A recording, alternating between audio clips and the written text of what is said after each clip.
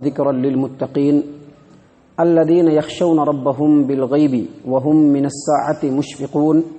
وهذا ذکر مبارک انزلناہ افانتم له منکرون۔ اور بلا شبہ ہم نے موسیٰ اور ہارون کو ایسی کتاب توریت کی شکل میں دی جو حق و باطل کے درمیان فرق کرنے والی روشن کتاب تھی اور متقین پرہیزگاروں کے لیے نصیحت تھی۔ ایسے پرہیزگاروں کے لیے وہ کتاب نصیحت تھی جو اپنے رب سے بن دیکھے ڈرتے تھے اور جو قیامت کے دن سے بھی ڈرتے رہتے ہیں۔ اور یہ کتاب جو قرآن کریم ہے یہ بھی بڑی بابرکت کتاب ہے جس کو ہم نے نازل کیا ہے۔ کیا اس کے باوجود اے مکہ کے قریشی اور اے تمام انسانوں تم اس کا انکار کرتے ہو؟ معزز سامعین کرام، یہ سورۃ الانبیاء ہے۔ سورۃ الانبیاء سورہ نمبر 21 اور آیت نمبر 40 پر 8، 40 پر 9 اور 50، یہ 3 آیات اور اس کا ترجمہ ابھی آپ کے سامنے پیش کیا گیا۔ اللہ تبارک و تعالیٰ ان 3 آیات کے اندر مشرکین مکہ کو ایک الگ انداز میں نصیحت کی ہے۔ اللہ کے رسول صلی اللہ علیہ وسلم مکہ کے اندر اپنی دعوت کو پیش کر رہے ہیں اور آپ صلی اللہ علیہ وسلم کی دعوت سے مکہ کے قریش بہت زیادہ رنجیدہ ہیں، ان کو بہت زیادہ رنج ہے، بہت زیادہ غصہ ہے کہ ہمارے خاندان، ہمارے فرد کا ایک آدمی اٹھ کر کے ہمارے معبودان کے خلاف ایک اللہ کی عبادت کی طرف دعوت دے رہا ہے، اپنے آپ کو رسول کہہ رہا ہے اور اس کا یہ دعویٰ ہے کہ اللہ تبارک و تعالیٰ کی طرف سے اس کو یہ قرآن کریم نازل ہو رہا ہے جو لوگوں کے لیے ہدایت ہے۔ جب ان لوگوں نے یہ خیال دل کے اندر پیدا کیا تو اللہ تبارک و تعالیٰ نے اس انداز سے ان کی نصیحت فرمائی۔ اللہ نے فرمایا وَلَقَدْ آتَيْنَا مُوسَىٰ وَهَارُونَ الْفُرْقَانَ وَضِيَاءً وَذِكْرًا لِلْمُتَّقِينَ، یہ جو کتابوں کے نزول کا جو سلسلہ ہے، اللہ تبارک و تعالیٰ جو اپنے بندوں کی ہدایت اور اس کو جو ڈرانے کا سلسلہ جو شروع کیا ہے، یہ تمہارے ساتھ خاص نہیں ہے اے مکہ کے قریشیوں، یہ سلسلہ تمہارے ساتھ خاص نہیں ہے، بلکہ اس سے پہلے بھی امتوں کے اندر ہم نے رسول بھی بھیجے ہیں اور کتابیں بھی نازل کی ہیں، اور جن کتابوں کو ہم نے نازل فرمایا ہے ان کتابوں میں توریت کا مقام جو ہے وہ بہت بڑا ہے، جس کو ہم نے موسیٰ علیہ السلام پر نازل کیا۔ یہ جو توریت ہے اس کے اندر اللہ تبارک و تعالیٰ نے انسانوں کے لیے ہدایت نازل فرمائی تھی، اور یہ کتاب حق و باطل کے درمیان فرق کرنے والی تھی۔ بنی اسرائیل کے جو اختلافات تھے اس کو دور کر کے صحیح رستے کی طرف ان کی رہنمائی کرنے والی تھی، اور اس کے اندر اللہ تبارک و تعالیٰ نے بہت ساری نصیحتیں متقین اور پرہیزگار لوگوں کے لیے نازل فرمائی۔ اللہ نے اسی بات کو یہاں پر بیان کیا کہ بلا شبہ ہم نے موسیٰ اور ہارون کے اوپر جو کتاب نازل کی، وہ کتاب حق و باطل کے درمیان فرق کرنے والی انتہائی روشن کتاب، جس کتاب کی روشنی میں انسان راہ راست کو آسانی دیکھ سکتا ہے، اور یہ کتاب جو ہے وہ پرہیزگاروں کے لیے نصیحت۔ اور پھر آگے اللہ تبارک و تعالیٰ نے مزید فرمایا جو مکہ والوں کے لیے بھی نصیحت والی بات ہے اور ہم تمام کے لیے بھی نصیحت والی بات ہے۔ اللہ تبارک و تعالیٰ فرما رہے ہیں یہ جو توریت ہم نے نازل کیا، اس توریت سے نصیحت کون کون لوگ حاصل کر سکتے ہیں؟ حالانکہ توریت کو ہم نے تمام بنی اسرائیل کے لیے نازل کیا تھا، لیکن اللہ نے فرمایا کہ توریت ایسے پرہیزگاروں کے لیے نصیحت تھی، یا توریت یا اللہ تبارک و تعالیٰ کی کتاب ایسے پرہیزگاروں کے لیے نصیحت ہے جو اپنے رب پر بغیر دیکھے ایمان رکھتے ہیں، جو اپنے رب پر بغیر دیکھے اپنے رب سے ڈرتے ہیں۔ الذین یخشون ربهم بالغیب، جو بن دیکھے اپنے پروردگار سے ڈرتے ہیں۔ وهم من خشیتہ مشفقون، یعنی اس توریت کو جو ہم نے نازل کیا تھا وہ تمام لوگوں کے لیے نازل کیا تھا، لیکن اس سے فائدہ صرف وہی لوگ اٹھا سکتے تھے جو اپنے پروردگار کی ہدایت کے طالب تھے، اپنے پروردگار پر بغیر دیکھے ایمان رکھتے تھے، اپنے پروردگار سے بغیر دیکھے ڈرتے تھے، اور اللہ تبارک و تعالیٰ کی ہدایت کے طالب تھے۔ ساتھ ہی ساتھ ان کے اندر ایک اور صفت ہونی چاہیے، اور وہ صفت کیا تھی؟ وہ صفت یہ کہ وہ ہر وقت اپنے دل کے اندر یہ خیال بسائے رکھتے تھے کہ کل اللہ تبارک و تعالیٰ کی بارگاہ میں حاضر ہونا ہے اور حاضر ہو کر کے اپنے تمام عملوں کا حساب دینا ہے۔ آپ دیکھیں گے کہ اللہ تبارک و تعالیٰ نے قرآن کریم کے اندر بھی قرآن کریم کی صفت کو بیان کرتے ہوئے الف لام میم کے اندر کہا، سورۃ البقرہ کے اندر ذالک الکتاب،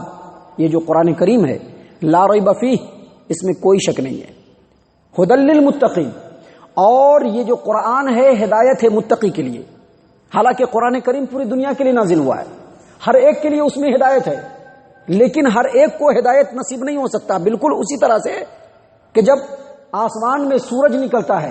اور سورج جب پورے دنیا کو روشن کرتا ہے تو اندھوں کو اس سے کچھ بھی فائدہ نہیں ہو سکتا ہے، کیونکہ اندھوں کو کوئی روشنی دکھائی نہیں پڑے گی۔ جب اللہ تبارک و تعالی آسمان سے اپنے رحمت کی برکھا نازل کرتا ہے تو وہ رحمت تمام زمین پہ گرتی ہے، لیکن جو بنجر زمین ہوتی ہے، جو کچھ قبول کرنے والا زمین نہیں ہوتا ہے، اس زمین کو اس بارش سے کچھ بھی فائدہ نہیں ہو سکتا۔ اسی طرح سے اللہ تبارک و تعالیٰ نے نصیحت کو، ہدایت کو خاص کر دیا ایسے لوگوں سے جو اللہ تبارک و تعالیٰ کی ہدایت کے طالب ہوں، جو اللہ تبارک و تعالیٰ پر بغیر دیکھے ایمان رکھیں۔ اللہ تبارک و تعالیٰ نے اسی آیت کریمہ میں آگے بڑھتے ہوئے کہا ھدی للمتقین الذین یؤمنون بالغیب، یعنی یہ قرآن کریم ان لوگوں کے لیے ہدایت ہے جو پرہیزگار ہیں، جن کی صفت یہ ہے کہ وہ غیب پر ایمان رکھتے ہیں، اور غیب میں اللہ تبارک و تعالیٰ بھی آتے ہیں۔ اور ہم لوگوں کے لیے رسول اکرم صلی اللہ علیہ وسلم بھی غیب ہے، کیونکہ ہم نے ان کو دیکھا نہیں ہے۔ اسی طرح سے جنت و جہنم بھی غیب ہے، قیامت کا دن بھی غیب ہے، فرشتے بھی غیب ہیں۔ ان تمام کے اوپر ایمان رکھنا،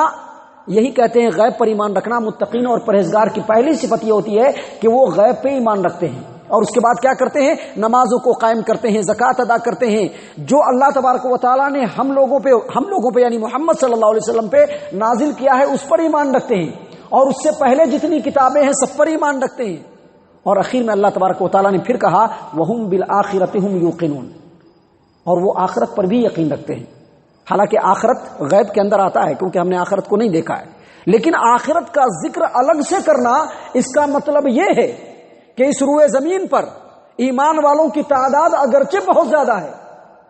لیکن آخرت پر یقین رکھنے والوں کی تعداد بہت کم ہے۔ یہی وجہ ہے کہ آج ہمارے سماج و معاشرے کے اندر ہر طرح کی برائی پائی جاتی ہے۔ آپ جس طرح کی برائی کو دیکھ لیں، ہر طرح کی برائی پائی جائے گی، اخلاقی برائی، روحانی برائی، سماج و معاشرے کی برائی، ہر طرح کی برائی موجود ہے، اور ایمان والے اس میں ملوث ہیں۔ کیوں؟ کیونکہ ایمان کا دعویٰ ہے لیکن آخرت پر یقین نہیں ہے، آخرت پر یقین نہیں ہے۔ آخرت پر ایمان کا زبان سے دعویٰ ہے کہ ہم آخرت پر ایمان رکھتے ہیں، لیکن پھر بھی ہر طرح کی برائی ہم لوگوں سے انجام دی جا رہی ہے، چاہے وہ نماز پڑھنے والا ہو یا نماز پڑھنے والا نہ ہو، چاہے وہ قرآن و سنت کی اتباع کرنے کا دعویٰ رکھنے والا ہو یا نہیں ہو، ہر طرح کی برائی پائی جاتی ہے ہمارے اندر۔ تو اللہ تبارک و تعالیٰ نے یہاں پر مکہ والوں کی نصیحت کرتے ہوئے کہا کہ تم لوگ دراصل یہی ڈیمیرٹ تمہارے اندر ہے، مکہ والوں اصل تمہارے اندر یہی ڈیمیرٹ ہے کہ تم لوگ اللہ کو مانتے ہو لیکن آخرت پر تمہارا یقین نہیں ہے، تم آخرت کو ماننے کے لیے تیار نہیں ہو۔ یہ جو اللہ تبارک و تعالیٰ نے توریت کو نازل کیا تھا اس سے فائدہ وہی لوگ اٹھا سکتے تھے، انہی لوگوں کے لیے نصیحت یہ کتاب تھی جو اللہ تبارک و تعالیٰ سے بن دیکھے ڈرنے والے اور آخرت سے بھی ہمیشہ ڈرنے والے، ان کے دل میں ہمیشہ اس بات کا خوف کہ کل رب العالمین کے بارگاہ میں پہنچیں گے اور ہماری چھوٹی چھوٹی برائیاں یا چھوٹے چھوٹے نیکیاں سب اللہ تبارک و تعالیٰ کے سامنے آ جائیں گی، وہاں پر ہم کو جواب دینا پڑے گا۔ اپنے دل پر ہم لوگ ہاتھ رکھ کر کے سوچے کہ کیا ہم لوگ ایسا سوچتے ہیں؟ نہیں سوچتے ہیں۔ یہی وجہ ہے کہ چھوٹی چھوٹی برائیاں بھی ہم کرتے رہتے ہیں، مسجد سے نکلنے کے بعد بھی برائیاں ہوتی ہے،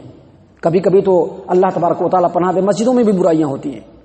یہ ساری چیزیں ہیں ہمارے اندر، اس کی وجہ یہ ہے کہ ہمارا یقین نہیں کہ کرامن کاتبین ہمارے دائیں اور بائیں ہیں جو ہماری باتوں کو لکھ رہے ہیں، ہمیں یقین نہیں ہے ان باتوں پر۔ زبان سے دعویٰ ہے ضرور، اور خوب دعویٰ ہے اور بہت بڑا دعویٰ ہے، لیکن ان چیزوں کی کمی ہے ہمارے اندر۔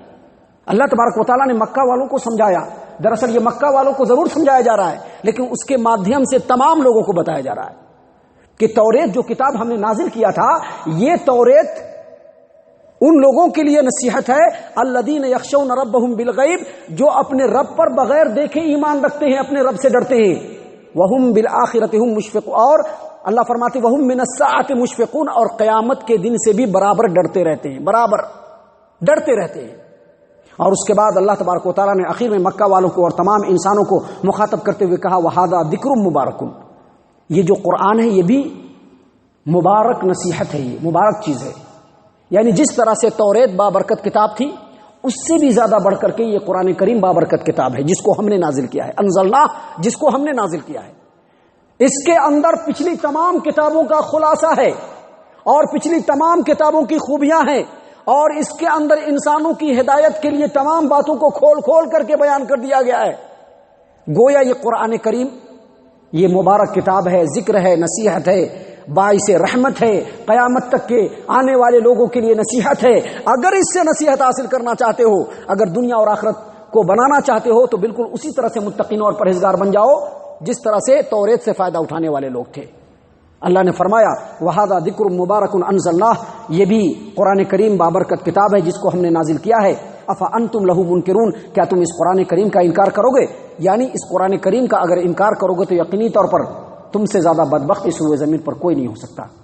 اللہ تبارک و تعالی ہم تمام کو ان آیات کی روشنی میں اللہ تبارک و تعالی جو ہم سے تقاضا کرتا ہے اس کو سمجھنے کی توفیق عنایت فرمائے۔ اللہ تبارک و تعالی کے تقاضوں کو پورا کرنے کی توفیق عنایت فرمائے۔ اللہ تبارک و تعالی ہم تمام کو ایمان والوں کے صف میں شامل فرمائے، صحیح معنوں میں مومن اور مسلمان بنائے، جنت الفردوس میں جگہ عطا فرمائے۔ اے اللہ ہم تمام کو جہنم سے پناہ دے، اے رب العالمین ہم تمام کو جہنم سے پناہ دے، اے مالک الملک ہم تمام کو جہنم سے پناہ دے۔ آمین یا رب العالمین، وما علینا الا البلاغ المبین۔